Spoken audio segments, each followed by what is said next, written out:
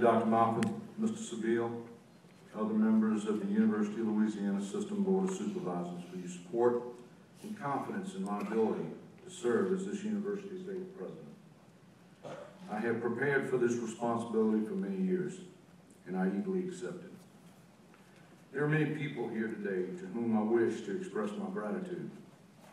It is their encouragement, advice, and wisdom over the years that have sustained me in darker hours and elevated me during the brighter ones such as today. First, a deep debt of gratitude goes to Linda, my wife. She's been by my side over the last 19 years and has allowed me to pursue my career and personal goals, even when the work hours were long and required us to move many times.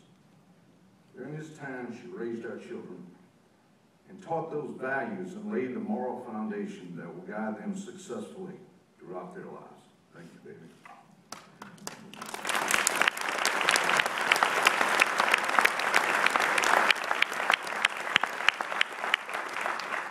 Next is my family, who challenged me throughout the years and encouraged me to do what had never been done on either paternal or maternal sides of my family.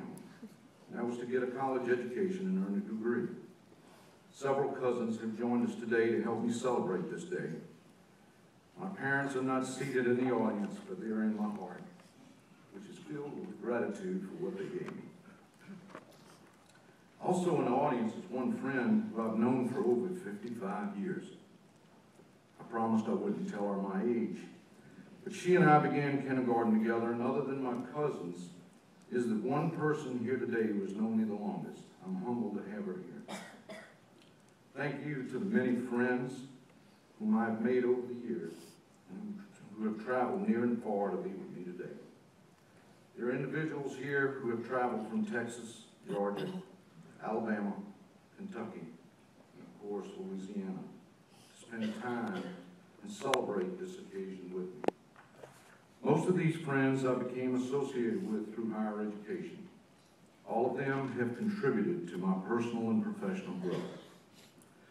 Last but not least, thanks to the faculty, staff, students, and people of this region who have welcomed me and my family so warmly to this university and the region. In the early discussions related to the investiture, one challenge was issued. That challenge was to highlight the excellence of the University of Louisiana at Monroe. We decided that this week should shine a spotlight on the accomplishments of our faculty, staff, and students, the achievements of our alums, and the inseparable bond between ULM, this region, and the state.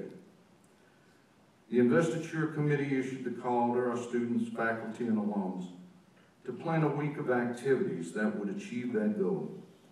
I am proud to say they met the challenge. Thank you on a job well done.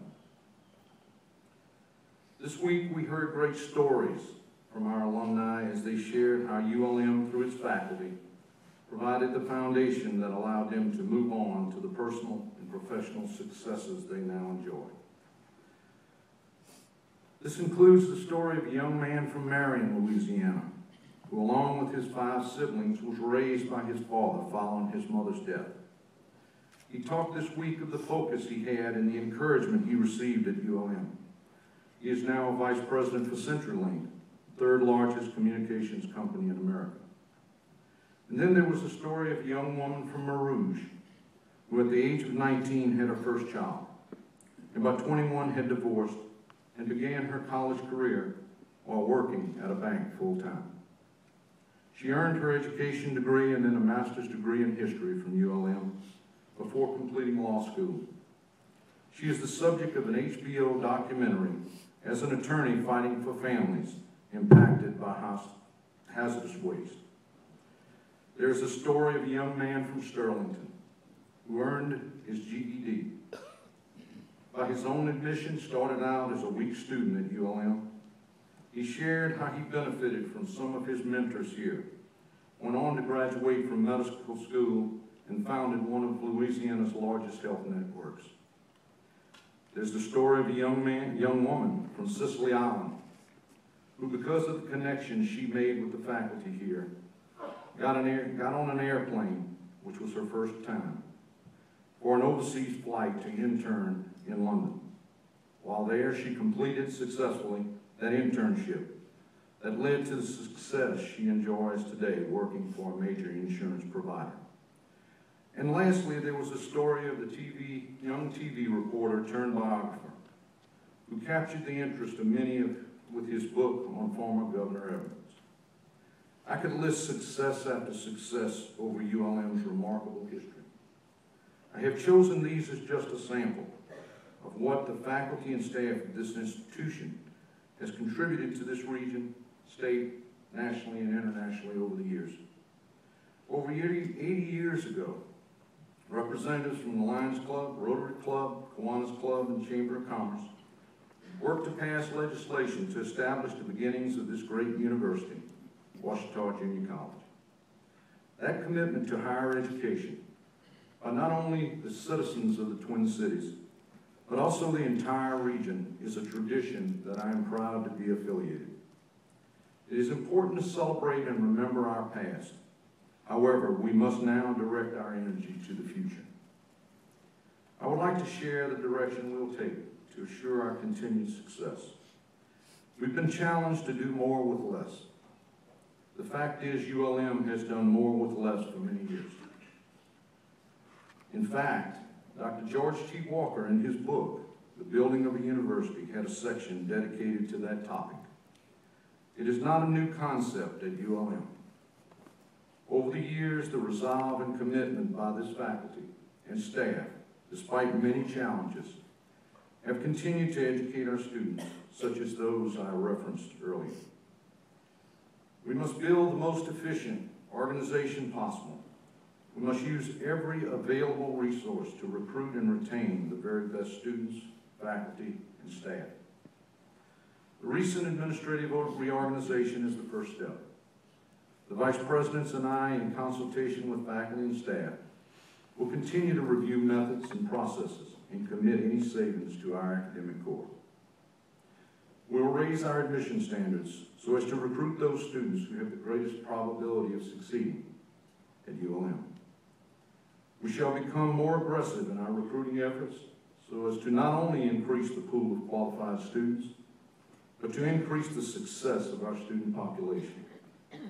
My predecessor's charge was to welcome students regardless of their academic preparation through open admissions.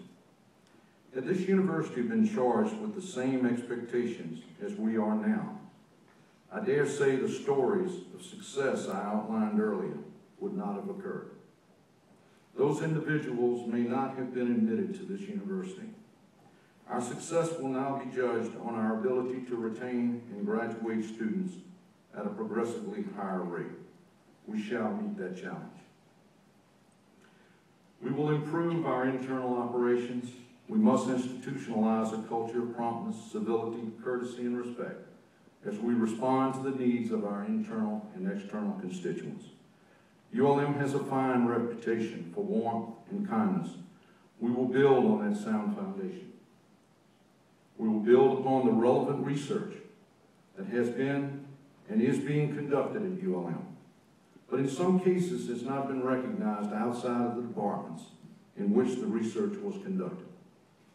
Cancer research, Alzheimer's disease, family therapy, archaeology, environmental, and many others provide opportunities to not only advance this university, but also help build the economic strength of this region. We will expand our partnerships with other higher education institutions, businesses, education, governmental agencies, civic organizations, and the agribusiness industry to build a better and stronger Northeast Louisiana. Since arriving, I have seen and discussed the potential for this region.